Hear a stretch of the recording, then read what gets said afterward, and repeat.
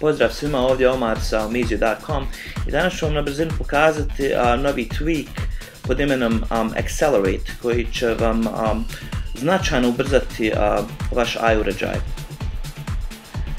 Tweak radi na principu ubrzavanja animacija na iOS uređajima i kao što možete vidjeti čini sve puno bržim, od otvaranja i zatvaranja aplikacija do prebacivanja u multitask switcheru, otvaranja foldera i grupa i svega između.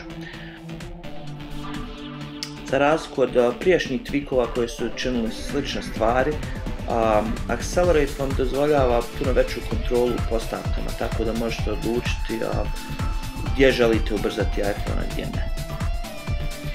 Accelerate tweak možete naći potpuno besplatno u Big Boss Repo.